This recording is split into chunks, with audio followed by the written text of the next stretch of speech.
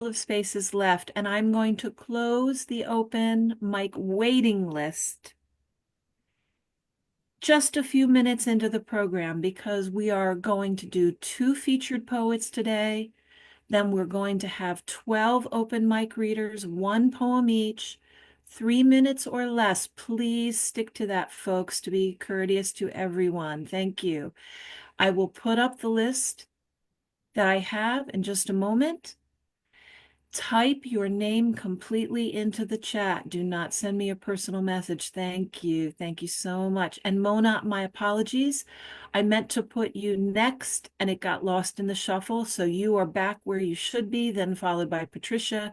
And then I have like maybe 1 or more spaces left. I will double check the list and the order of the names and I'll be quiet now, Sandy. But we're waiting for Indra. Indran. Yeah. And he will need to do a sound check too if he's here on time. Hopefully he will be.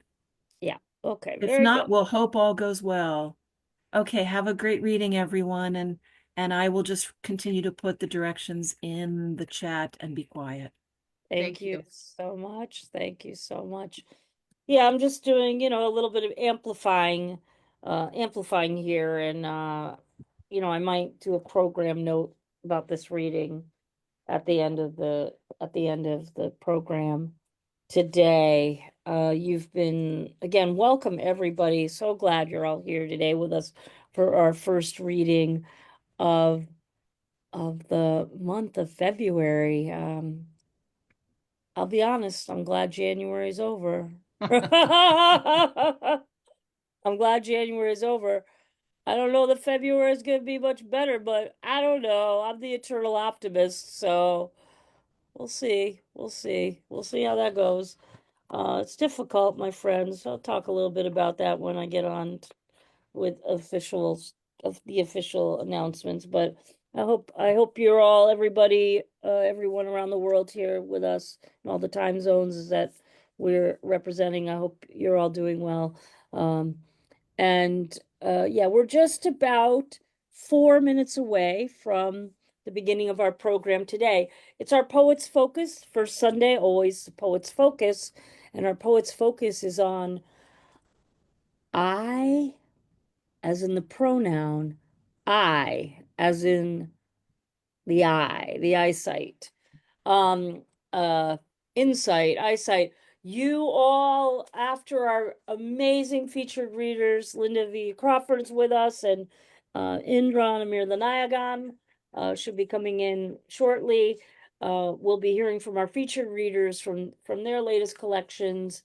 With their eye on our focus for today, and then you all on the open mic. It's 1 poem up to 3 minutes. Kim has been very generous in her prompting of everyone um, today, and we'll do our very, very best to get to as many people as we can.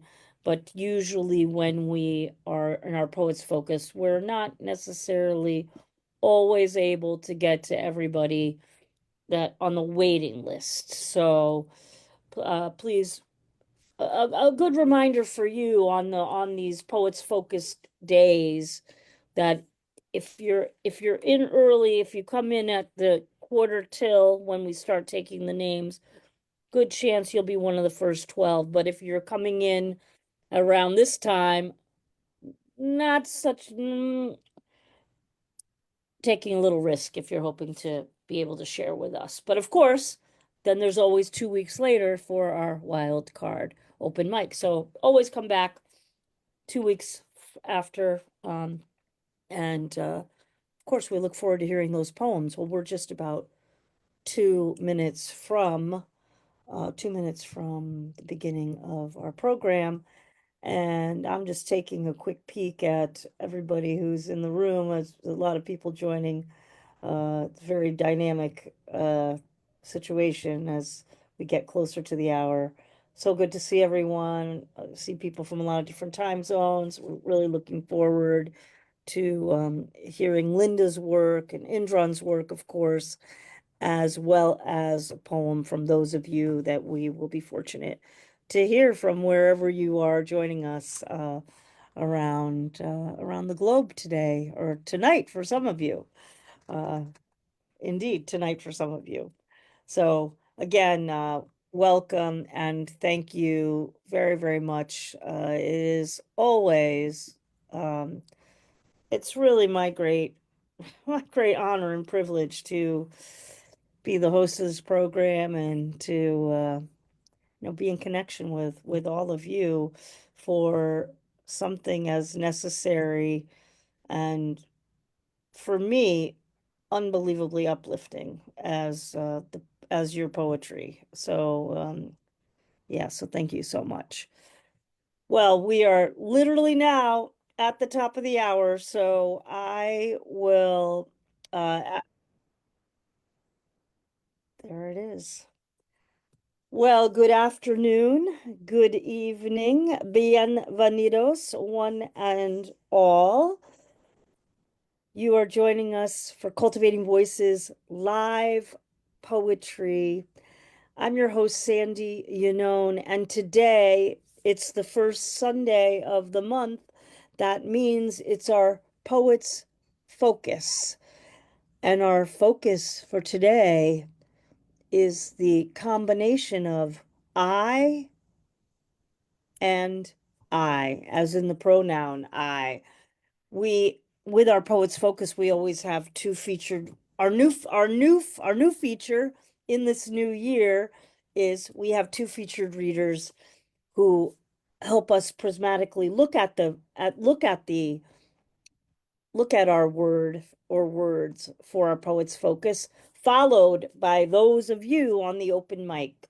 So we're looking forward to hearing today from Lynda V.E. Crawford and Indran Amirthanayagam, and then, as of course, to all of you. Well, before we get to our featured readers, I'd also like to just say here in the United States, it is Black History Month, and I was really thinking I wanted to amplify something in honor of that. It's a really great anthology called Furious Flower. It's not super super new, but it's 2020. It came out during the pandemic. I seem to remember that it was just coming out when I was at AWP in San Antonio before everything shut down. The editors are Joan Gabin and Lauren Aline. And if you've never, I got to read with Lauren at that AWP.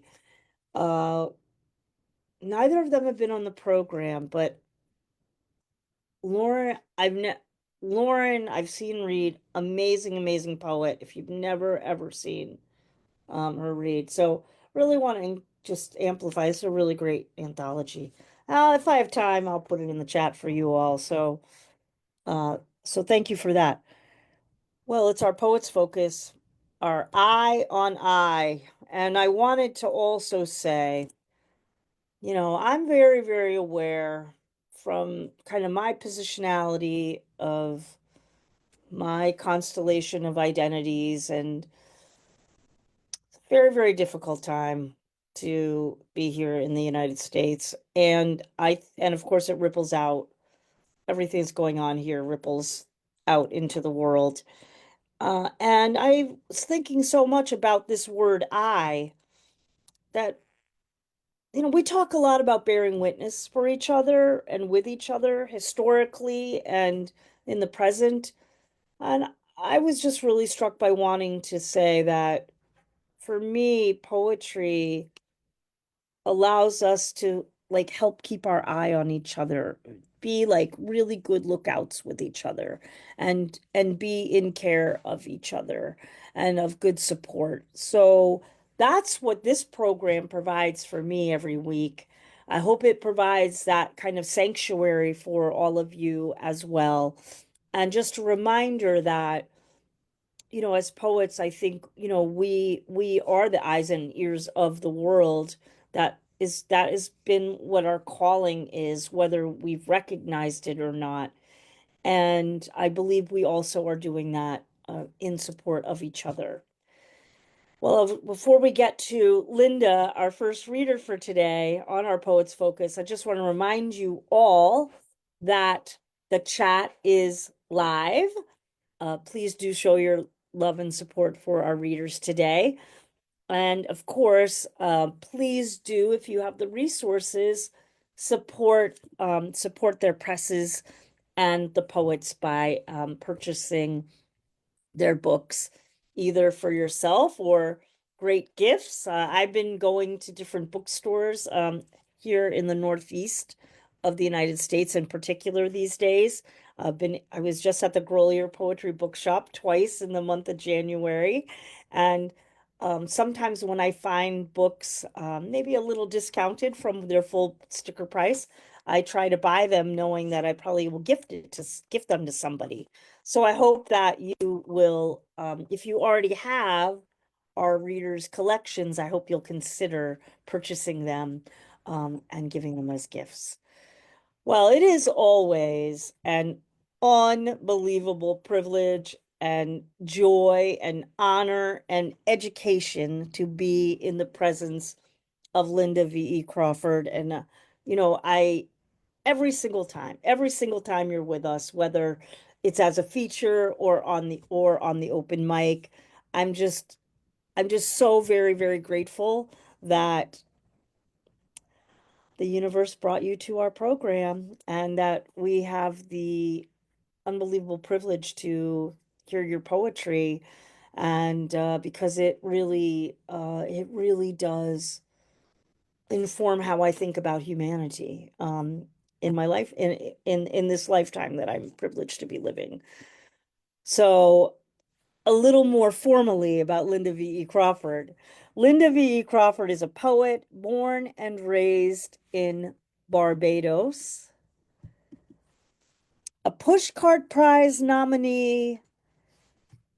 Lynda has work and print in online journals, including Prairie Schooner, Arts, etc., Barbados, the Caribbean Writer, the Galway Review out of Ireland, the Bookends Review, Moonstone Art Center anthologies, and Extinction Rebellion Creative Hub.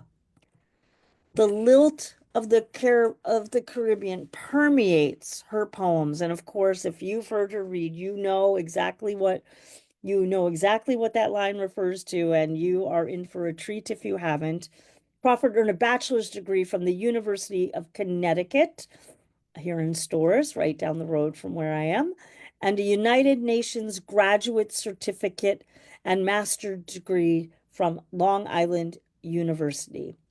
Washing Water is her debut poetry collection published by World Stage Press in October of 2024. Congratulations, of course, Lynda, and I'm so looking forward to hearing the poems on today for our program, Poets Focus on I. Welcome. Thank you so much. You have a way of making everyone feel so warm and welcomed. So thank you. And for those who might not know, I spent many a time, obviously, you saw the reference to Yukon in Connecticut. My family migrated from Barbados to Connecticut. So love Connecticut. Don't like the snow, but that's okay. I thank you so much for this opportunity to read. I'm going to read a few poems, and once I start, I'll just go through with just maybe a quick phrase that references the intro to each poem and go all the way through, and then sit back and enjoy Indran, who I had the honor of being in one of his workshops and learned so much. So I am really honored to be in his company. So I will start with Ancestor Eyes That Tell a Story. And the title of this poem is Planted in Strange. This is a story I will tell you.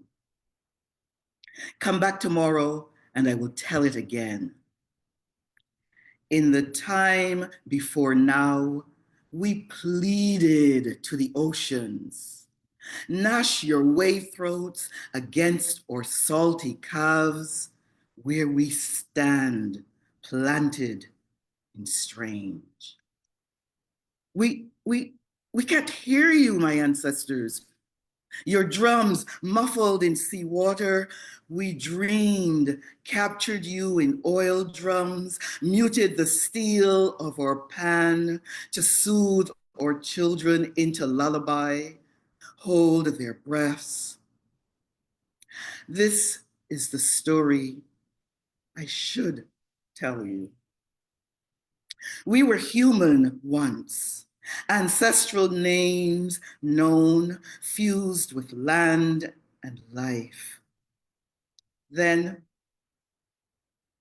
we were money, currency traded for long guns, chattel, beam of real estate, asset in new lands, insurance to keep the cotton clothing. Collateral to kings, sugar's birth mother. This is the story my severed hand in the mill clawed to write, curled to hug the voodoo inside the obia, inside the orisha, inside me.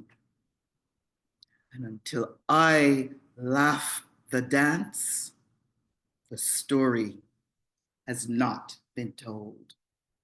Come back tomorrow and I will tell you. This next poem is the circularity of eyes railed or imagined. Hurricane child. Born frightened, always ill and rubbed in camphor. I saw my mother's hand sew a white infant burial dress as winds pushed and dragged rain sideways.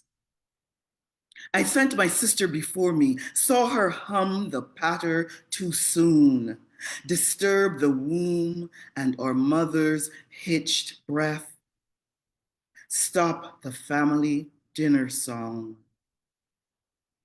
I replaced her, the one who, curious at the storm, startled and stilled, never to see our mother's life and death, nor cocoon in the stir of cuckoo and underskirts of our family's circle dress.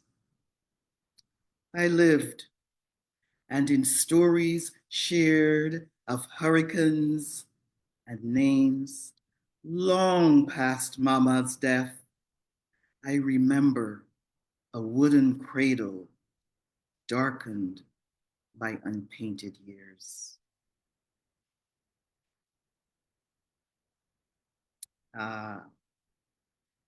This is a poem about what the third eye sees. Now hang with me, it's in Bajan, in our language, it's a mixture of English and a little Africanisms, etc. But I think you've heard enough Bajan, maybe, or if not, you've heard Jamaican, and so you will be able to follow me. Agitation. When his car went in the car she sacrificed food to buy, he remembered she had foretold it. Tried to tell him, don't drive that night. Mind you, not supposed to keep his sperm anxiety to save it for she. No, she warned him to slow him down, cause him to live, not die in the dark night. Maybe break up his car, but not his body and soul. Alert to his spirit guide inside her, a spirit insisting she guard him with words. She had opened her eye and foretold him. But now, he blaming she for hexing, for walking obia to make the motor car go down the gully hole for purpose. We always blame the woman. End of that poem. I have a few more I'm going to read. Hang with me on this. Those of a certain age will probably recognize the references in this next poem. And this is from the perspective of the observer eyes. And you notice my poems tend to sort of wrap around the lives of women and girls.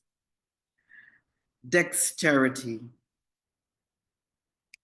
A scraping of knuckles as your hand grabs, a catch of metal spikes, edges rounded to shield. Sixes and sevensies, can you feel your swiftness? The sweep and swoosh to take in all life has to give before your tiny bouncing ball drops. Such love and skill as you shift joy to your weak side, free your public palm, grab a descending star in a moment of risk. Can you catch that falling sun? Sixes and sevens, see how you buy dexterity with less tried aims. Your imbalance of grip, dust covering your fingers, knees scrunched, toes bent, just enough vernix on skin to glory in play and sound. You were yearning for the new world's promise. No more heavy water pails at the standpipe, pad on head, stiff spine, limber neck.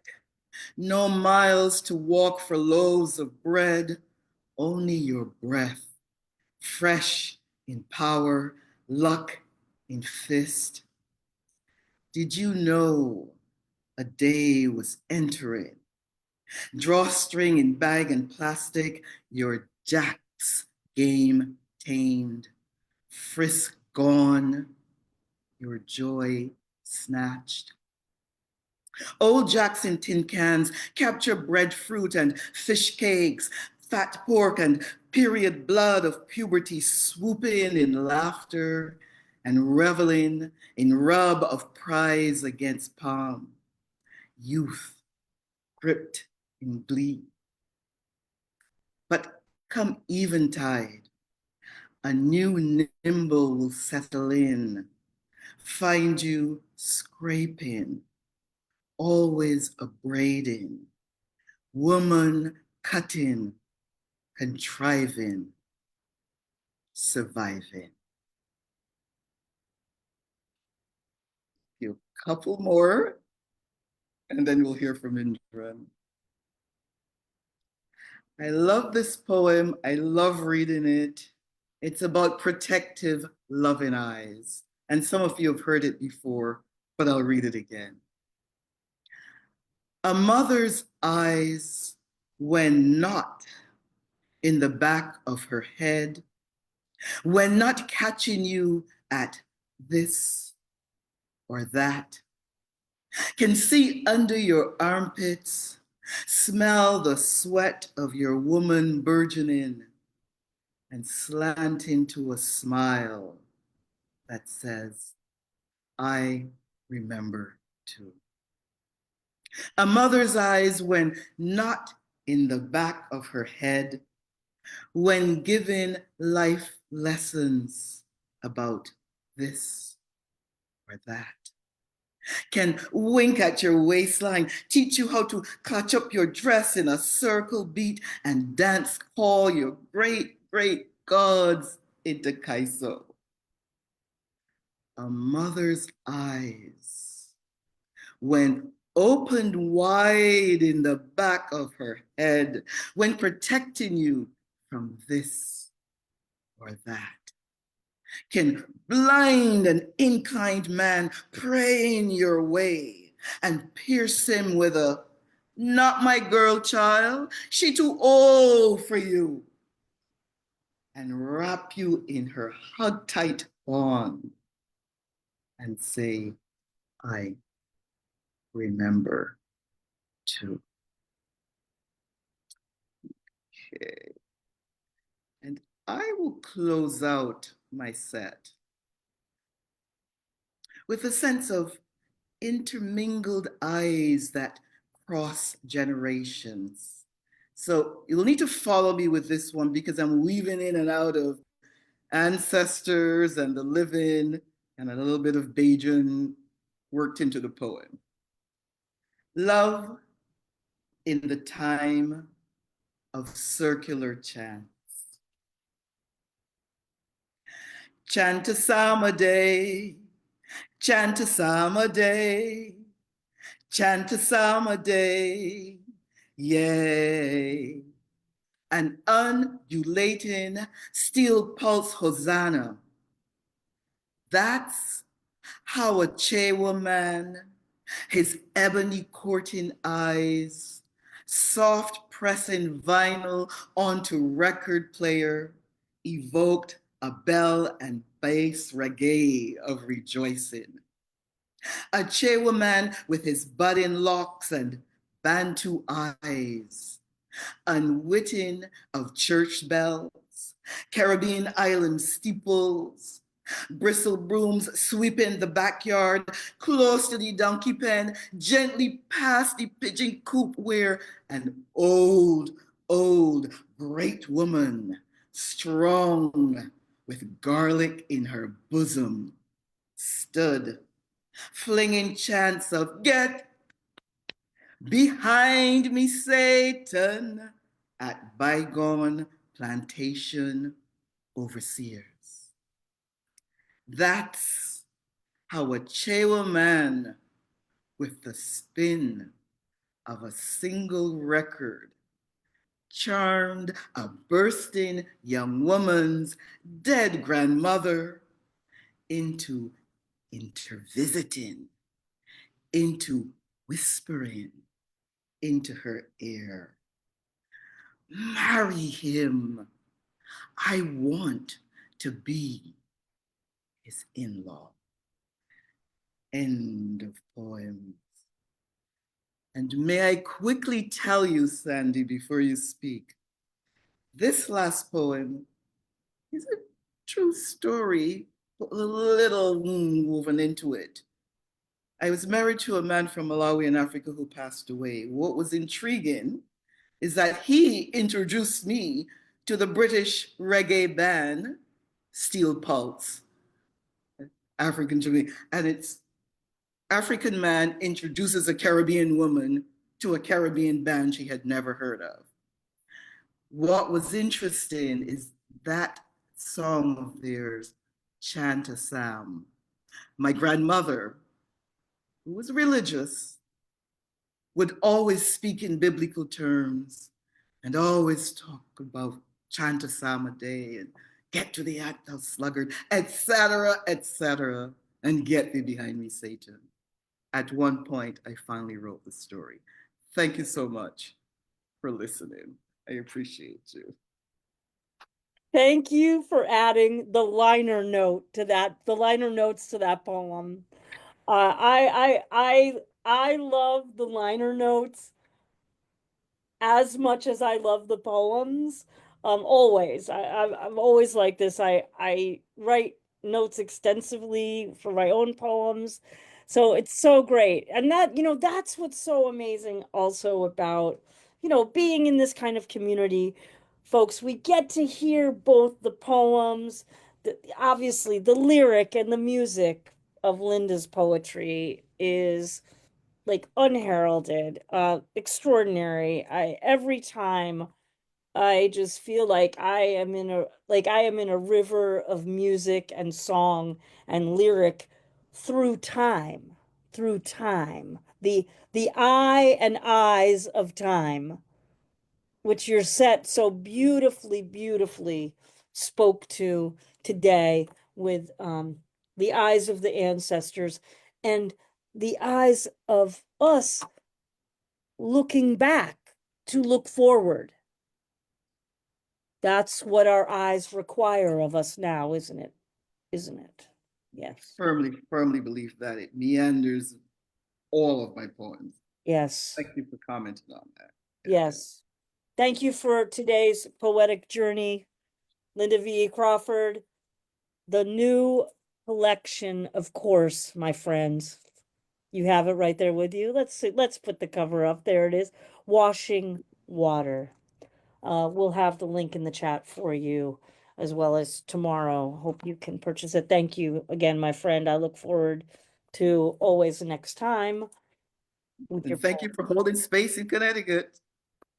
I'm doing my best down. I'm doing my best here on the shoreline. Northwest Catholic High School, University of Connecticut, the Hartford Current newspaper where I The work. Hartford Current. That's right. That's right. I was just in West Hartford yesterday for an amazing, amazing reading. Thank you so much. Thank you.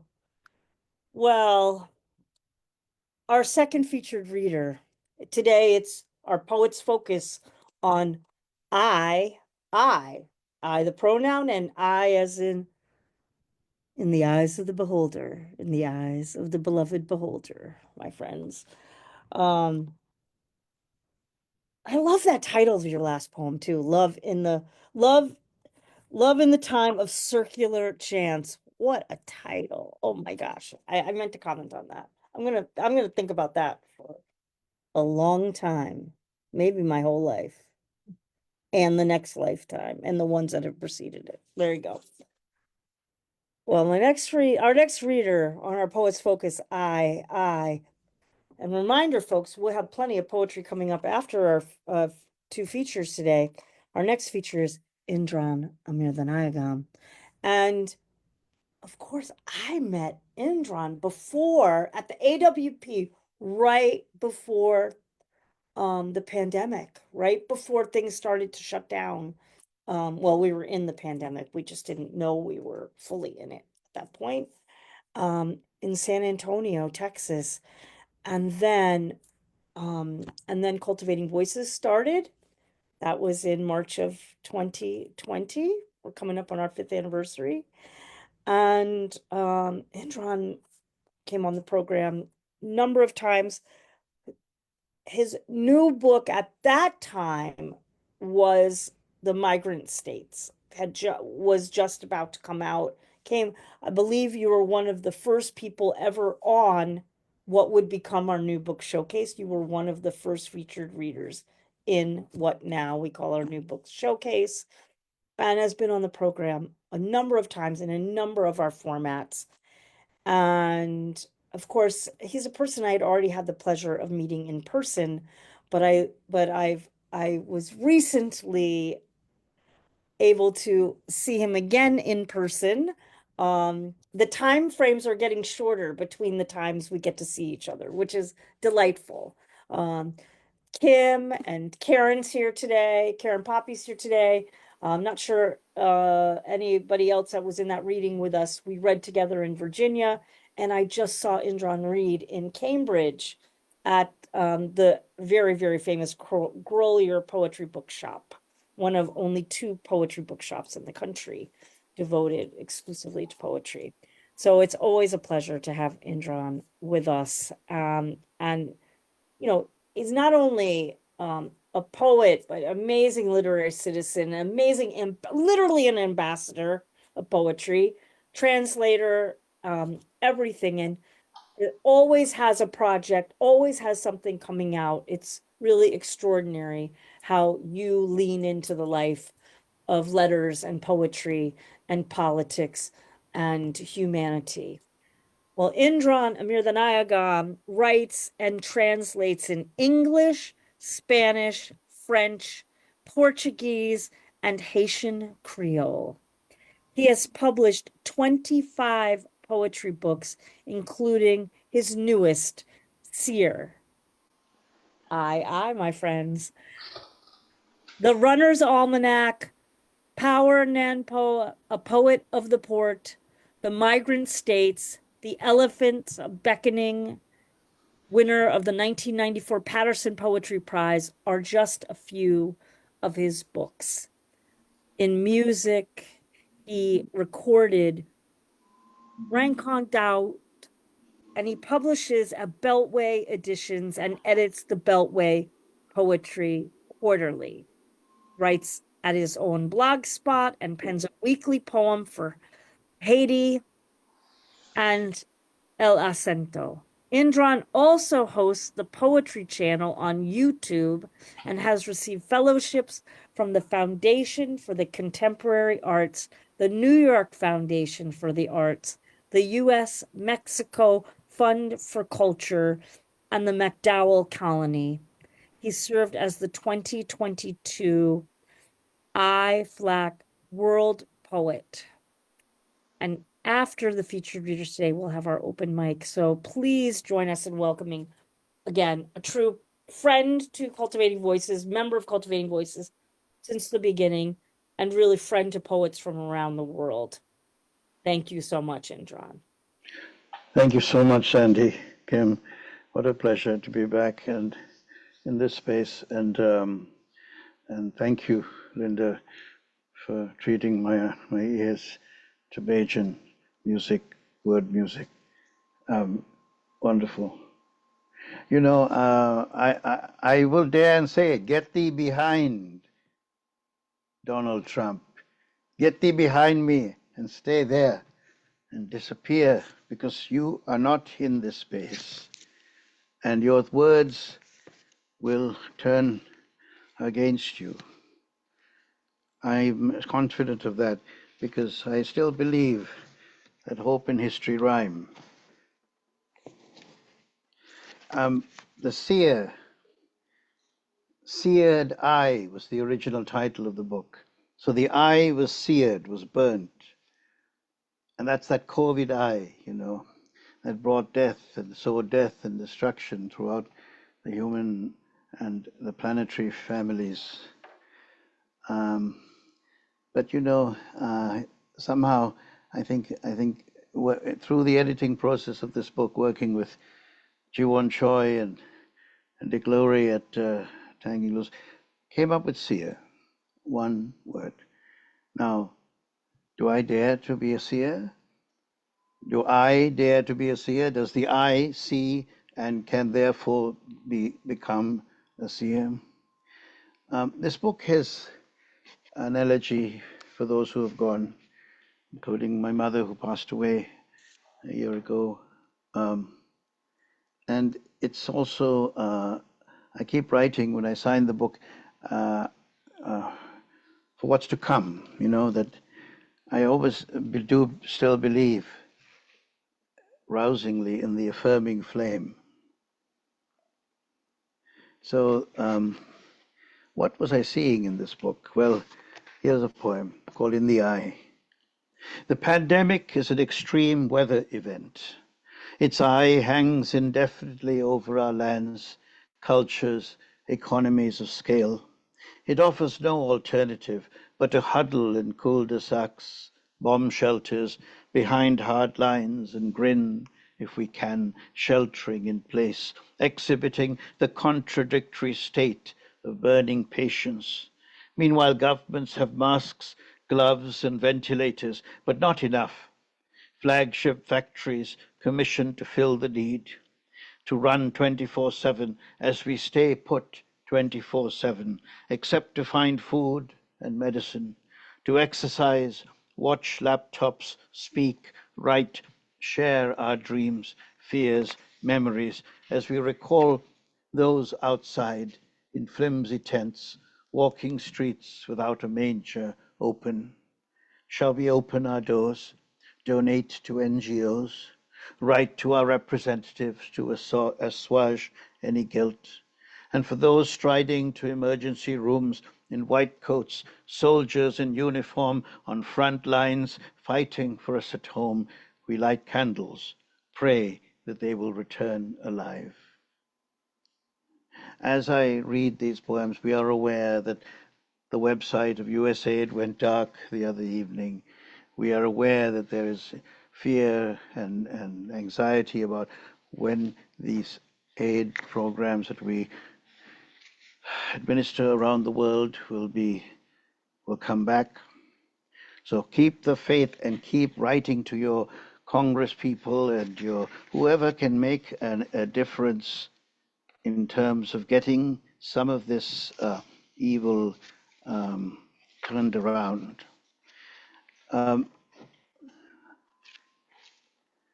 You know, in the pandemic, we lost so many friends and family and artists and strangers. This one's called Always Jazz. Once a jazz man or woman, always a jazz man or woman. Once a word spinner, always a spinner. Once you blow the horn, you cannot stop. Once you beat the drum, you are caught in the beat. You can walk off stage, try to live a private life, retire. But music comes from the radio, the streaming service. Poets who wrote in their youth do not give up their titles for lack of a production. Once a poet, always a poet. Once born, given the coil you live, prosper quietly or aloud. Speech rhythms to be spoken into verses, shared across the dinner table before the mirror. Even if you express yourself in numbers or listen to clients seeking guidance for legal questions. Heart matters, soul cleansing, the poet, metaphor maker, bridge builder between the two banks of the river.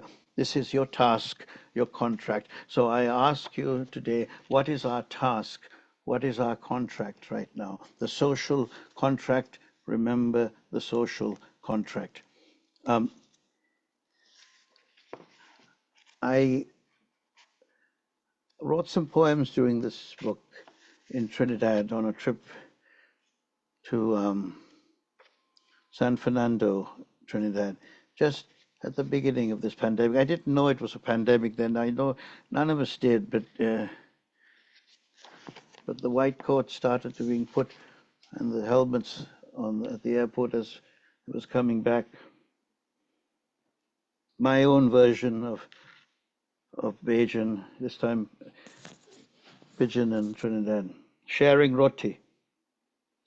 Motilal speaks Pidgin real good, with a deep, hoarse throat. Can't catch every word, I have to train my ear, but his broad smile and the roti he brings for the party, his slight bulge, the charmed love he shares with his wife, Savitri, make up for my clueless smile. Love doesn't need to be understood word by word. Just smile and scoop the chicken curry with the roti. And don't worry about the belly. That's a party rule. Another is planned to speak real slow on the telephone. Legacy. I hung with Caisonians on my Trinidad lime from the back to basics tent. They were superb troubadours filling halls from Mayaro to Port of Spain. Some had been crowned monarchs, others were new rhymesters. All the songs gladdening hearts, even if the messages did not spare disturbing reality. Away from the concert hall and the familiar happy beat, gun smoke and vehicular exhaust fogged up the sky, darkening this world. As the Caisonians sang that we are leaving for tomorrow's children. So I ask with this poem and all poems, what are we leaving for tomorrow's children? And what can we do as poets, as writers, to take care of the legacy? My mother left me and my father and all the people who've loved me have left me emboldened and strengthened and refreshed and renewed. This one is called Mother in Tongues, and it helped me become the seer that I don't just pretend to be, but am. Mother in Tongues. Mother has gone back to the kitchen, where she needs 2 pounds of cardamom, a cup of cloves. She will make love cake again. This is Christmas in January, and she's visiting her daughter in California. Where are you, Mommy? In Templeton. Who am I? Indran. On Tuesday evening, her body burning, she began to speak in tongues, to invoke the Holy Spirit. taklata, taklata, taitata, taitata. We called 911. Ambulance and paramedics came, along with 2 fire trucks. I have become expert in friendships between these groups of first responders in America, where more elements give security, jack up costs. In America, where we move to live than die.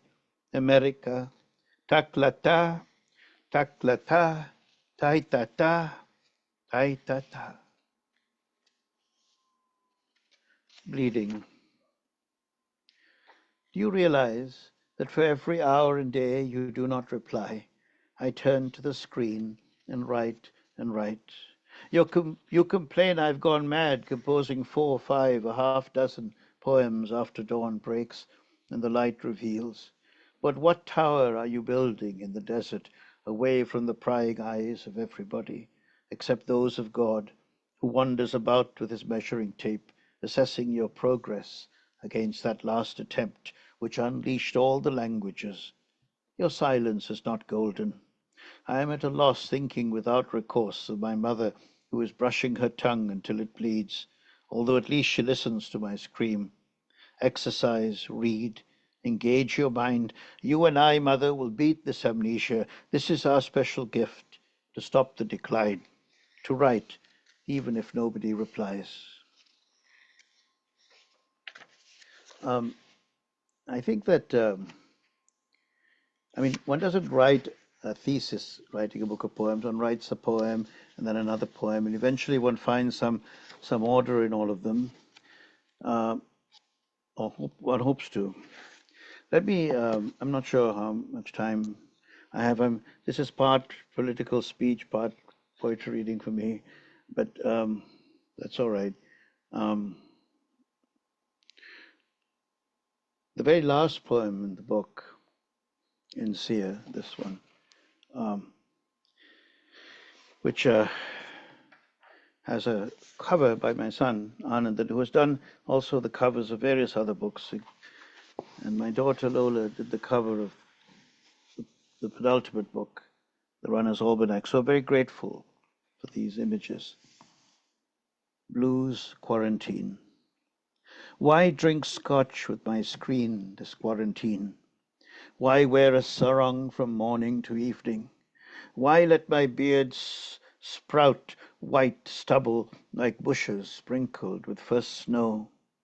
Why make beauty of a dalliance that might have been, may still be, a long-term building? Why ask questions that have no answers? Why ask questions? Why not just be, see, hear, touch, feel, without any extraneous pondering?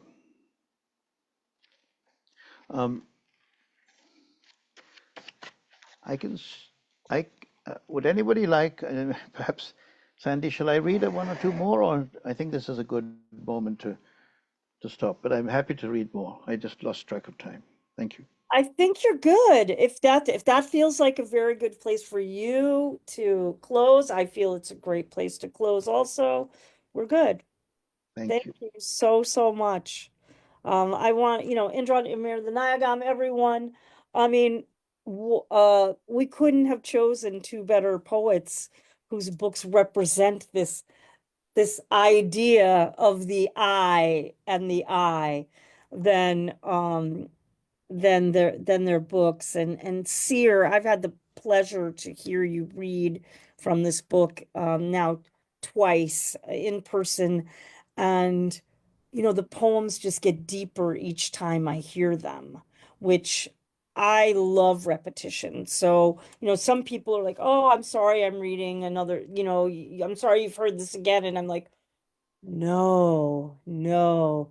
That's the point of poetry for me, is to hear a poem again and again, because the layers of it arrive differently each day depending on the context.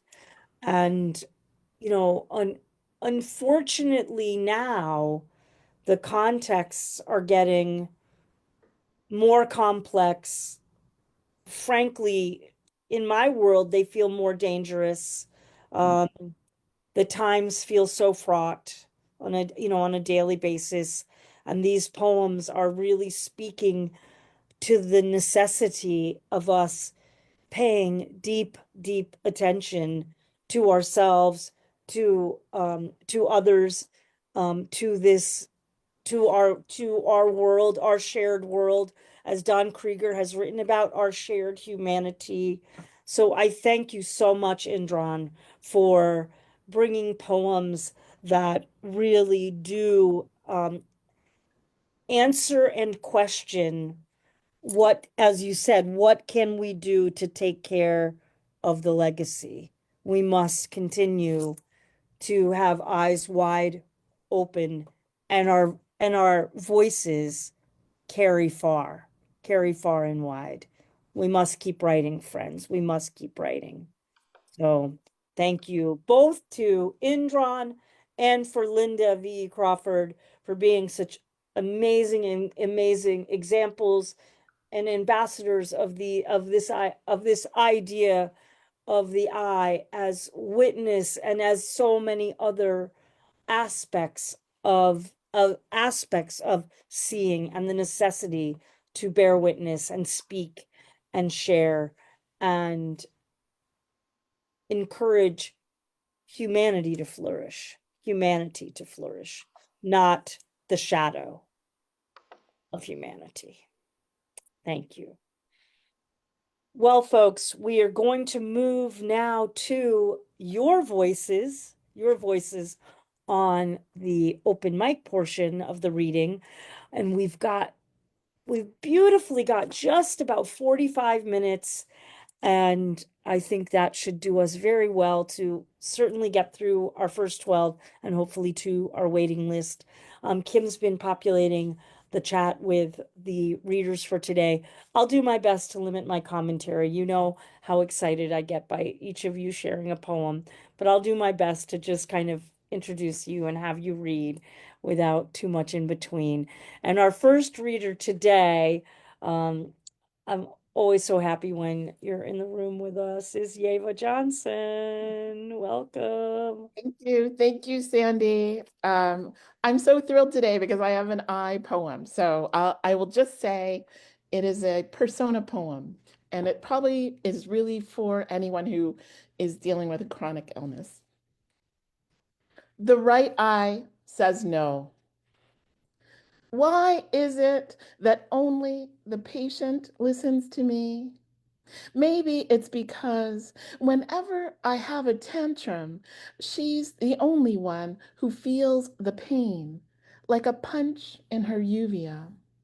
By the time she arrives at the doctor's office, my brilliant crimson painting, heliotrope on white with its bull's eye pupil, has faded to oblivion, leaving the fringe of lashes to frame past disaster.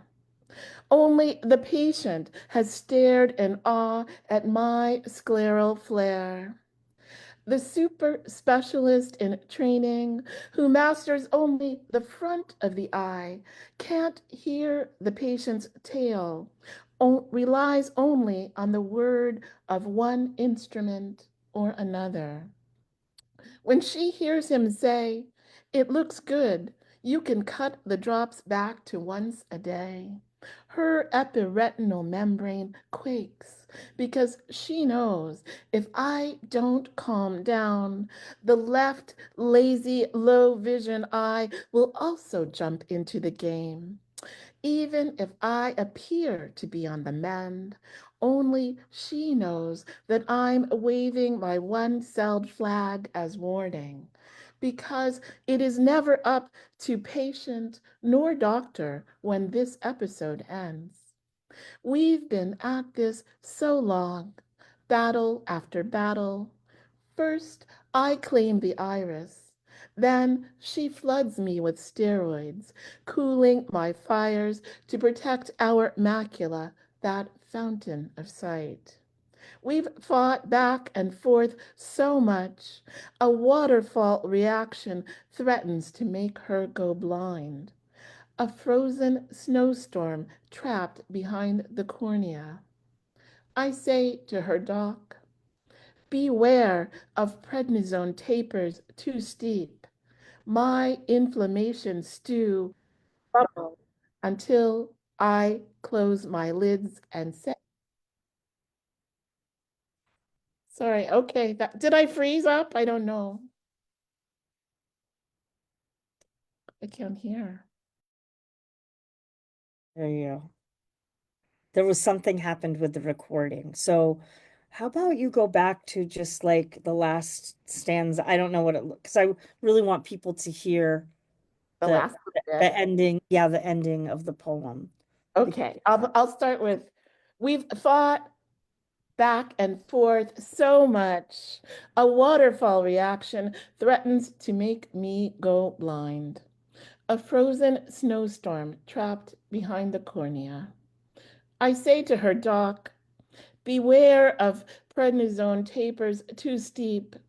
My inflammation stew will bubble until I close my lids and say, enough. That's it. Thank you. That's Yeva Johnson, everyone. Thank you so much. Thank you so much. Today, everybody, it's our Poets Focus on I, the pronoun, I. And during the open mic, of course, you all have the opportunity prismatically to interpret what that means with your one poem up to 3 minutes. And we turn right now to Ken Burch. Hello, Ken. Hello, Sandy. Hello, everyone.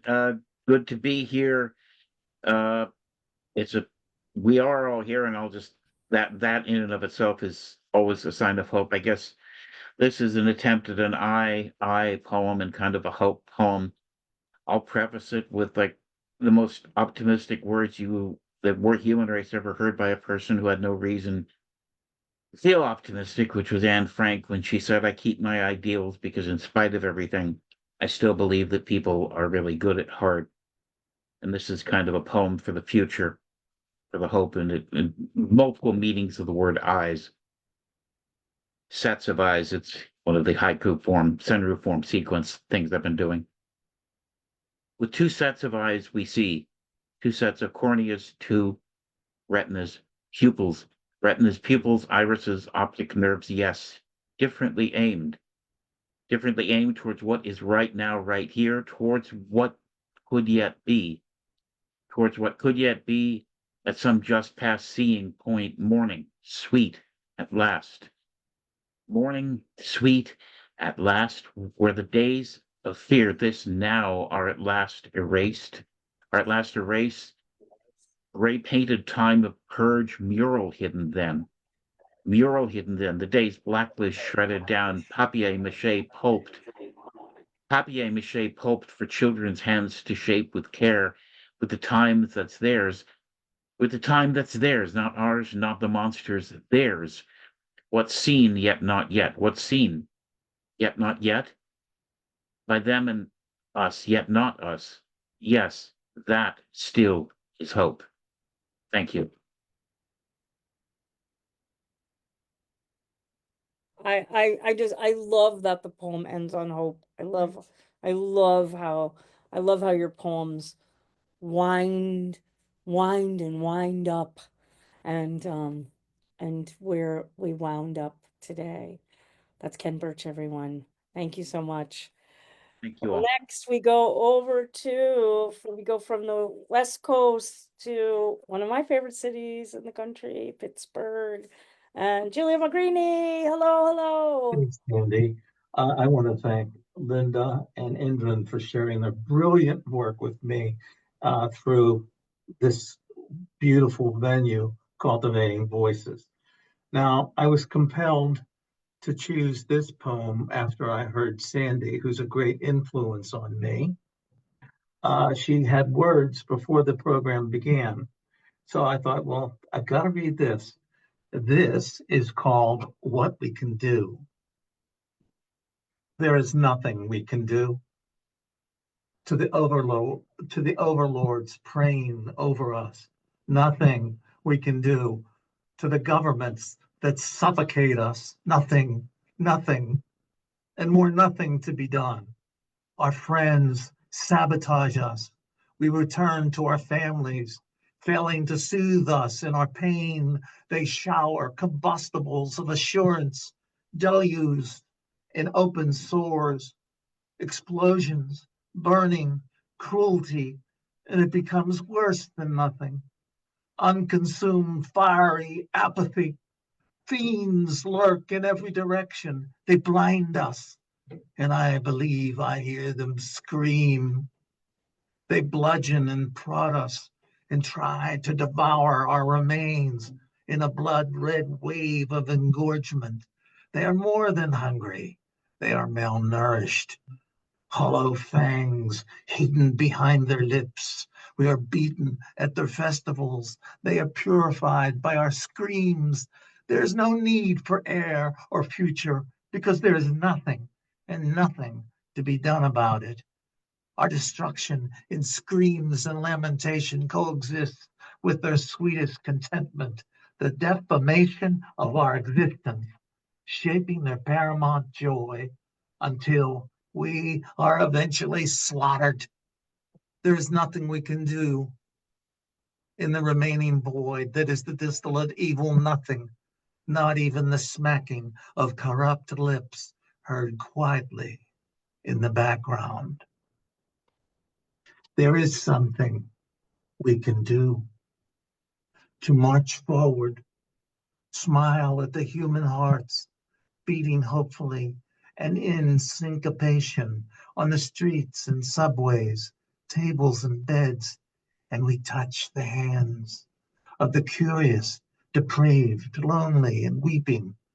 There is something we can do to carry the silence with us and take it to every being in chaos, or bring those 2 hours before dawn, or any other hour, for no other reason than they were sleeping, and that time should be shared by everyone together in the moment, laughing, walking, and if necessary, fists clenched and fighting as one in the battle for righteousness, because we are told by the highest authority, our individual human spirit, that this is what we must do to live, to continue, to love, and to die, so that this place and these people become better, or to allow access to the ones not yet here.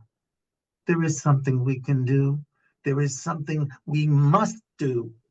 We are beautiful.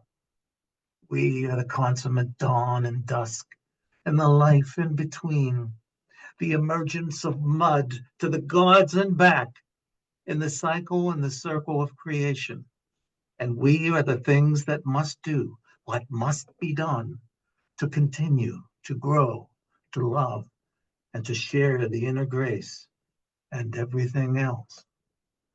End poem. Where am I here? That is Giuio Magrini. Thank you, thank you, thank you.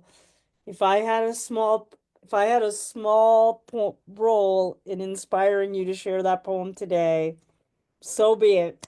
I'm very, very glad to have helped support you in delivering that poem.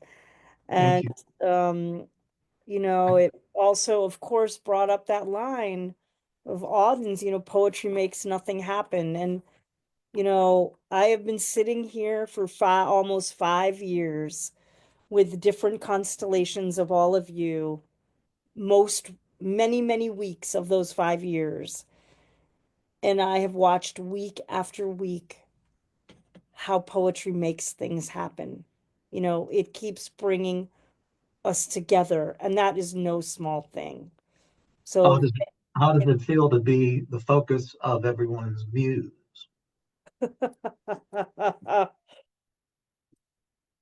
I like holding space. And if that's what I can do, I'm happy to do it. I'm more than happy. I'm very honored to do it. So Yeah. Yeah. So we'll keep doing it, friends. We'll keep doing it. Thank you. Thank you. Thank you, Giulia. What an amazing, amazing poem. Folks, it's our Poets Focus on I, and we are examining it in a very prismatic and a very, very important way today, through our features. And of course, as you've seen, as we've been moving through the open mic. And just a reminder, folks, the chat is live. And also, if you need to provide a content notice for any of the material that would benefit us each being able to do good self-care for ourselves, please do provide that. Thank you. All right. I'm so glad that Eelka Lampe keeps sharing your beautiful poems with us. So please do share your poem today. Thanks so much, Sandy. And I believe Dawn is giving me access to the share screen. So in the spirit of, thank you, Dawn, in the spirit of repetition, I'm actually going to read the poem I read at the very end of the last meeting a few weeks ago, because I was confused about the topic. So now it's really right on. And this is an ekphrastic poem that was published in the Ekphrastic Poetry 2023 by Moonstone Press. And it's on Ogata Kyorin, Japanese. This was probably done between 1704 and 1709. And share it. And it's in the Met, you can find it there.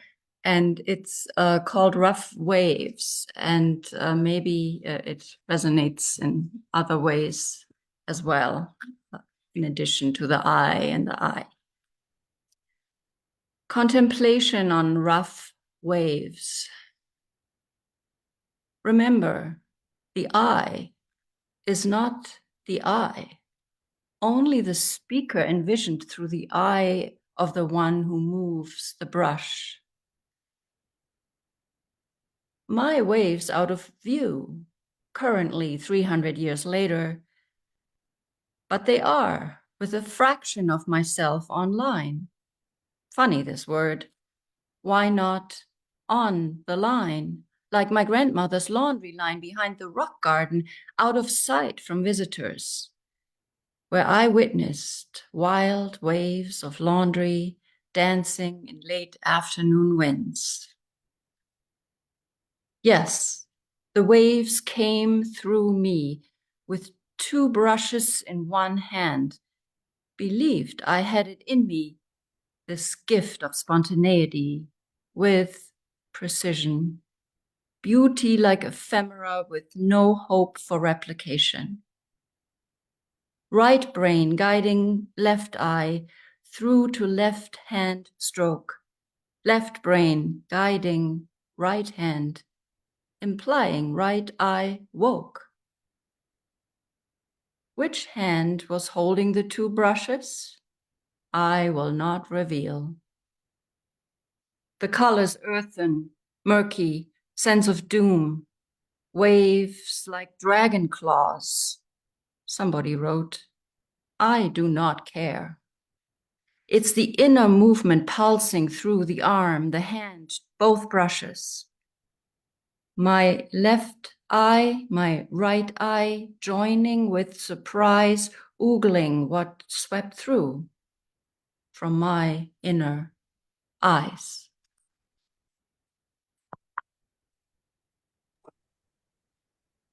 Oh my gosh. You know, I just feel like that poem would work in any open mic on any topic. It would hold the container. But also the painting, I also feel like I saw eyes inside of the waves as well. Mm. So I love that. Oh. Thank you. Thank you for the repetition. I love that. I love that. Oh my gosh. Such a provocative poem. Today, folks, it's our Poets Focus on I. And before we go to David Brydges, let me thank Kim Ports Parsons for coming up with the topic for today, because obviously, Kim, it's beautiful prismatic work. So we move now to David Brydges. Welcome, David. Good Yeah, to have you with us. thank you, Sandy, and thank you, Kim, for the prompt, and all the poets who have been extremely inspiring today. And Dawn, I'd like to screen share if it will work. This poem is a reminder the light of poetry is everywhere, in spite of the manufactured darkness we are experiencing. The manufactured darkness, not the real. Taking a poetic self-I, and the spelling is E-Y-E. Taking a poetic self-I. The I alters all. Visionary poet William Blake. Apologies to René Descartes' first principle philosophy, who posited, I think, therefore I am. Descartes doubted himself until he finally acknowledged his existence. I, the poet, posits without any doubt, I perceive, therefore I am. The self that sees is a co-creative conglomeration where imagination alters our seeing and being. But what is this I that sees with its eye itself? That question of how consciousness came into being is still a massive ontological mystery that defies logic. I can only report from my unscientific, subjective perspective of what I imagine truisms to be. What I know and have felt is that reverie is radiation. Let me repeat, reverie is radiation. Let me repeat, reverie is radiation, and I want to be irradiated. Poetry is everywhere this radiant eye sees. Its luminosity has centrally stricken all. Friedrich Hölderlin, the 17th century German poet, said, although we need to go about our daily business, we dwell poetically on this earth. While taking out the garbage, I looked up and beheld the full moon. Or does the full moon simultaneously behold me? Irrespective, that wonder-drenched perception was poetic to its core. The layer of the everyday has been pierced with eyes afire. Reignited imagery promptly receives its power prompt.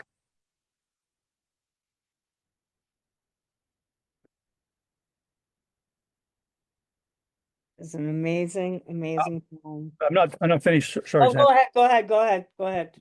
So the photo haiku from taking out the garbage is winter night, fuller eyes brighten. Mm. Winter night, fuller eyes brighten. And I have one more short photo haiku. Oh, sorry, can you screen share me again, Don? I don't know if anybody subscribes to LitHub, but this morning I got this e-zine from LitHub, and I created this photo haiku. So I'll read the context is the White House shortly after it was burned by British troops, aka proto-Canadians in 1814. And this photo's by George Munger, and it's on lithub.com, the e-zine this morning.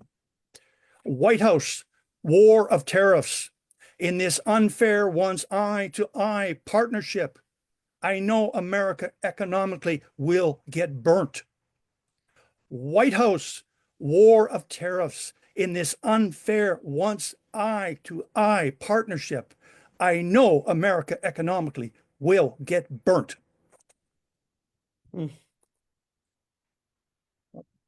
Yes, you know, I don't make the policies. I don't believe in these policies. I don't believe in anything that's going on. And I'm going to apologize, nevertheless, as an American, to anyone outside of the United States for what we're doing that is going to affect the global economy and all of that. It's an abomination, frankly, abomination. It's beyond an abomination. I don't have words. Thank you so much, David. You know, as your poem said, poetry is everywhere this radiant eye sees. Everybody just keep looking, eyes wide open, eyes wide open. Thank you so much. All right, I'm going to try to get us through as many people as we can. So let's continue. I love this poet. I'm so glad. I'm so glad she's here. Linette Rabsatt. Yes, yes, yes, yes, yes. So happy. Yes. Here she comes. Thank you so much, Sandy. Thank you. My piece is very short because I'm really excited to hear everyone else, and awesome features. You guys were excellent. So this piece is called Sight. I faded like primary colors fade when they are mixed with white. Like the moon disappears when the sun shines bright. Not unlike my heart when my mood is not right. I've got stains on my hands because food security is the fight. Complex and crazy to sore eyes, I'm the sight. The key is a puzzle to take you into the light. It has all the right colors to get you ready for the flight. Looking for your ticket? It's turquoise, yellow, and green with pink highlights, neatly packaged and all enveloped in white. Thank you.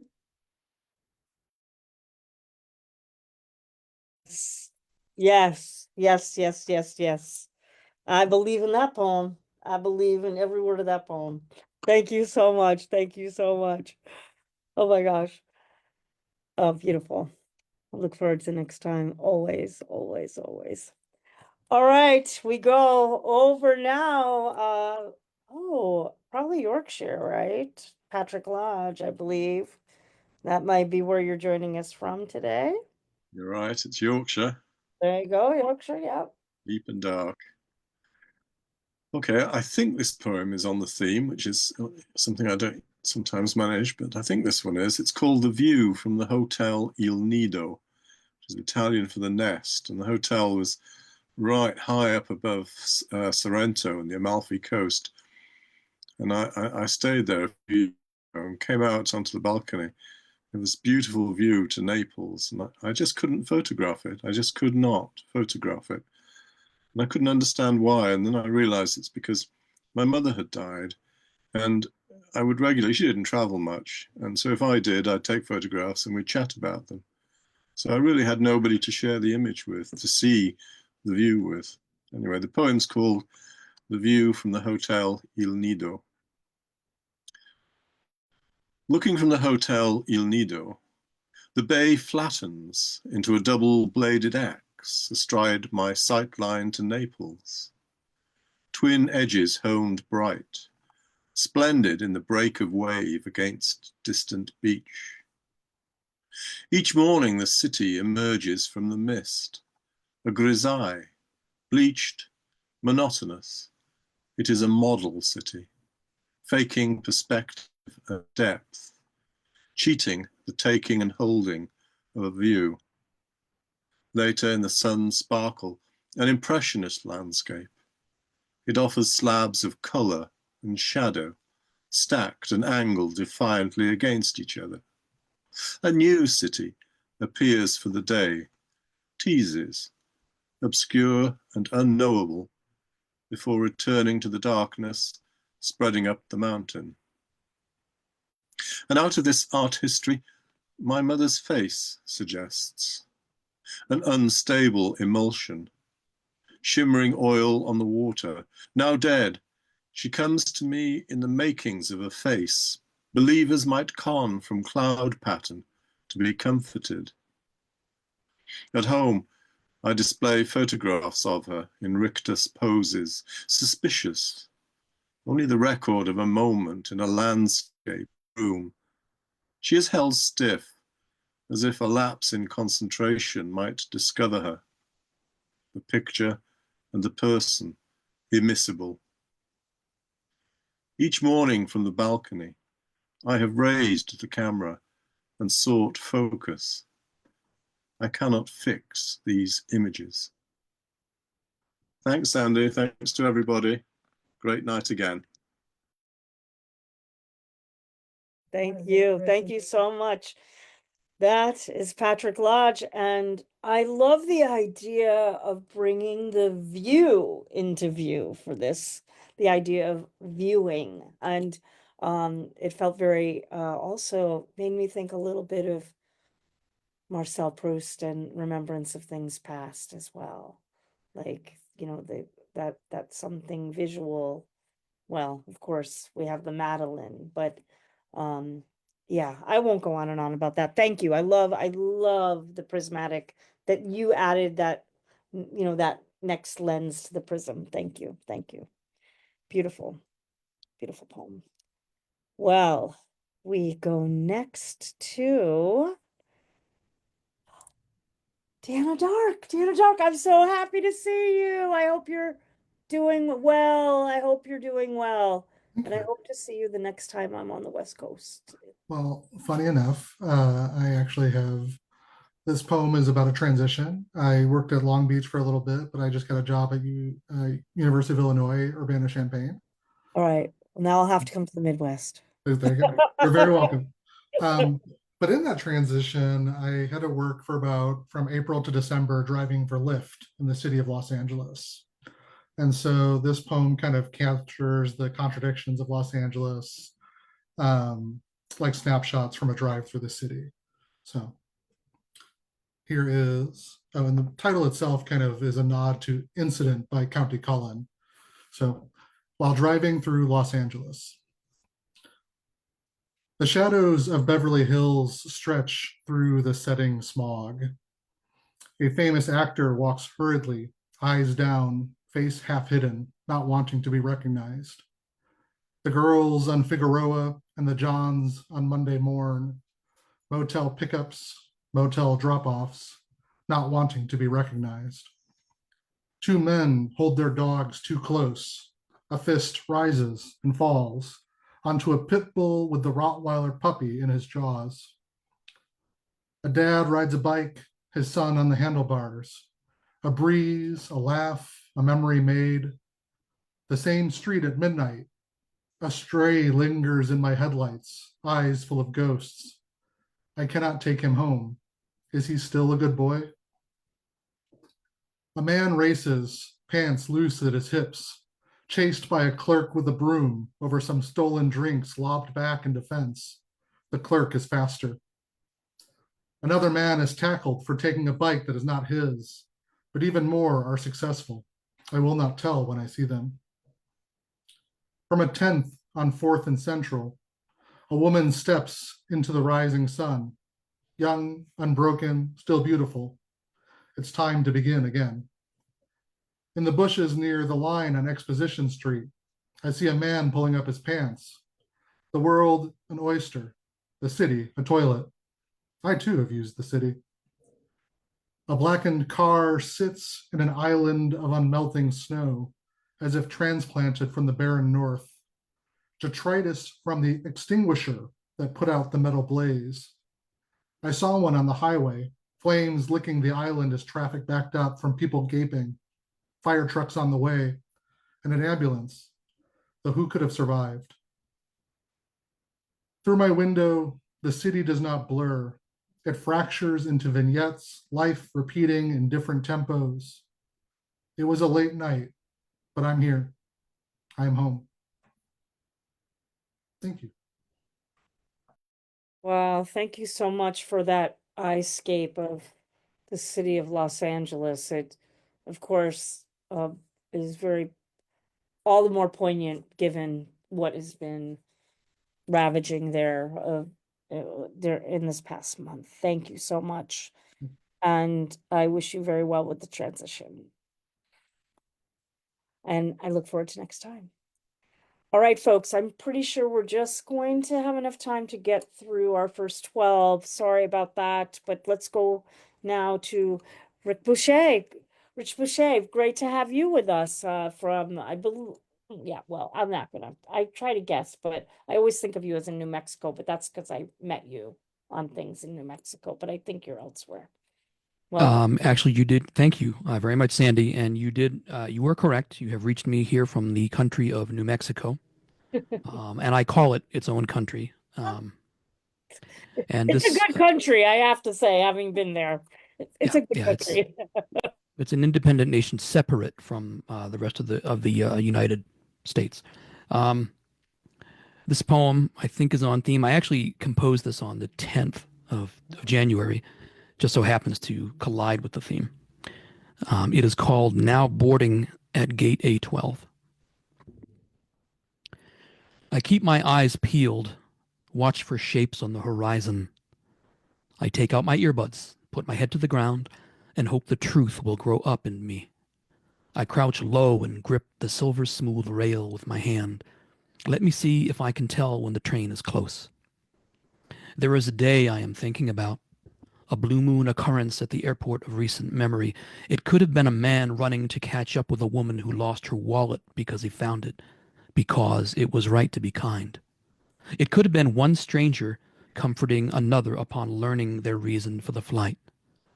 What it actually was on this particular day was a woman of about 70, weary, walking a golden retriever puppy in one direction past gate A12, just as some other mother, exhausted with her 3 girls, were coming from the other direction and barreling headlong towards gate A12. They say lightning travels from the ground up, but I think the clouds and the pitchforks of fearsome blue flame prefer to meet each other halfway. And I know flying on an airplane can be a scary thing for a child. I know flying on an airplane can be scary for a grown man. It can be scary, too, for sure, for an animal. If it goes down, I'll come back to life just to spite the ugly orange fuselage and seaworthy cushions. This is the way I ingest and process uncooked fear. If only you could have seen that scene that day with my eyes and heard the sweet cacophony, the high-pitched delight in those girls as the older woman allowed them to pet the sweet little dog. After all parties went their separate ways, I've got to imagine tension alleviated, fears traded, even a little bit, for a happenstance measure of happiness. I stood there in reverence, aquamarine azure for that moment. I've got it in my pocket, and it isn't going anywhere. What if living isn't the always invisible dance of choice and chance? Call it the dark pas de deux. In the spirit realm within my head, I take the dice in my palm, ask the beautiful lady beside me to blow on them for good luck, then toss them onto the green felt. When they settle, everyone sees what I see. Each side of each die is completely blank, smoothly polished off-white possibility where before there resided cold indefinite numbers.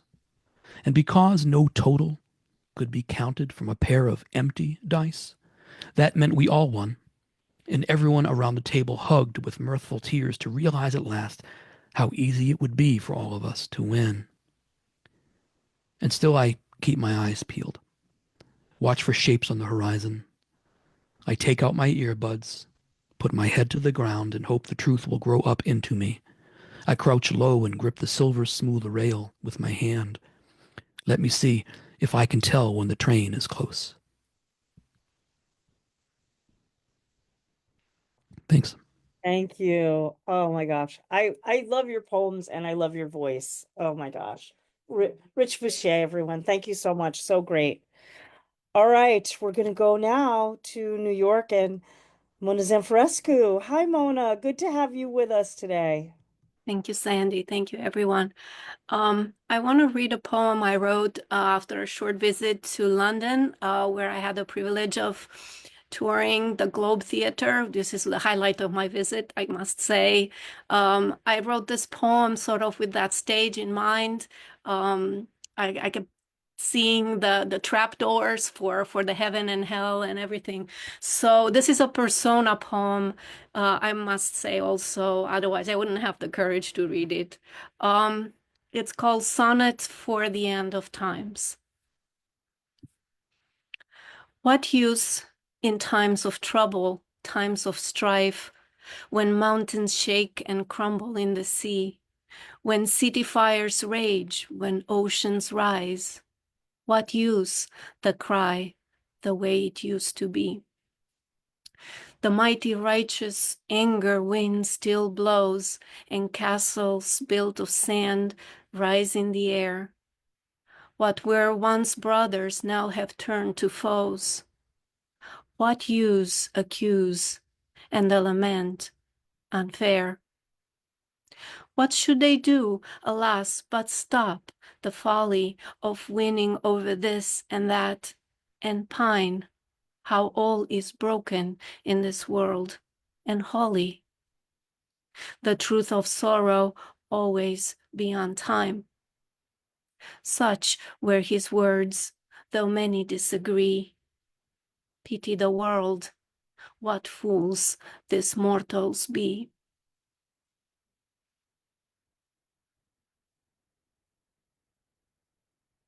Ooh, that is a sonnet. That is a sonnet. Ooh, I love a sonnet, as many people know, and I love the title of your sonnet. And I love it when we get a prompt out of a reading. We got many prompts today, actually, but folks, we could write a whole book, and everybody's sonnet could be called Sonnet for the End of Times, right? Of course, we would credit Mona for giving us the title that prompted all those sonnets. So if you want to write a sonnet, take that title and write your own sonnet. That'd be amazing. It would be amazing. Thank you so much, Mona. I'm gonna try. I'm gonna take myself up on it, actually. So, all right, folks, we are coming down to our last two readers. And as you saw in the chat, Ken had a great idea. Those of you on the waiting list, we'll have you up first next time on the wild card if you can join us. And we will make note of that. So thank you very much for your patience, and thank you for being here. And I know you've all heard great poetry. Anyway, being in community is important. We'll go next to Patricia Clark. Hello, hello. Great to have you with us today. Hi, thanks to everyone. I really enjoyed our two featured, Lynda and Indran, and of course Sandy and our host, Linda Ports Parsons. Thank you. This poem is in my new book called Oh Lucky Day, and it's a self-portrait poem. So I think it's really the eye looking at the eye, and I think that works. It's called Give Me a Face to Cover My Face. And the title reads into the first line. Give me a face to cover my face. I've looked at myself too long. Thin lips, one eyebrow dented in, almost hairless, and those gray pools underneath my eyes.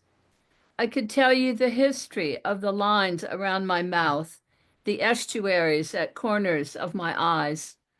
Right in the center of my face, the prow of my nose pushing its way into the day's new hours. If not entirely straight, it wears its charms, detecting salt water from miles off, burnt toast at 20 feet. Years ago, finding Modigliani's portraits, I relaxed into my own, falling in love with his model's dark hair, eyes like coal, wearing berets and peach or aubergine scarves, or sometimes they were swan-necked nudes, a blush of ruddy shyness on their cheeks. Embracing asymmetry, I could love them all more than me over time. If we aren't the surfaces of ourselves, who is it lurking beneath, hoping to sneak out, a hermit crab pulling its shell behind it on damp sand, scrawling a mark in some illegible, obscure calligraphy, tugging and taking on the shell's weight there on a neap-tide night, waves glinting at the edge. Thank you. Oh, I'd like to get salt water into all my poems if I can. I'm with you. I'm with you on that. Wow, that's Patricia Clark. I love your interpretation of, the self-portrait as the eye on the eye. Like, that's so great. Beautiful, beautiful contribution, adding to the prismatic nature of our poet's focus today. I congratulations on the new book, and I know we'll be hearing more of that new book in the future. Thank you. Yeah. Thank Yeah. you. Well, our final reader for today, the recording today is having a little trickster energy. Yeah, it said it was stopped. Yeah, it said it was stopped. So we'll let Don take care of that. And our final reader for today is Catherine Ronan. I mean, if we have to end at the end of the 12 features, there's not. It's a great voice to end on today. Great reading, everyone. Brilliant night altogether. I'm reading the last poem in my book that actually has the two eyes in it already, so I didn't have to do any work for this. It's called Feathers. In the market bar, you fill my forehead with tarring, shaving, exorcism sticking to the roof of your mouth, spitting stories of St. Kevin's. God, you are exciting. Sweeney turned mad after war stamped his eye, strayed in nakedness before trees embraced him. I eagle you again, cup your warm swallow's laugh. Trust this crow eye. I will feather you home.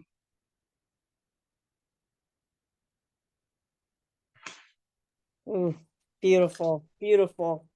That's Catherine Ronan. And yeah, I think Kim and I were at the market bar maybe when we were in Cork. I think we might have had lunch there.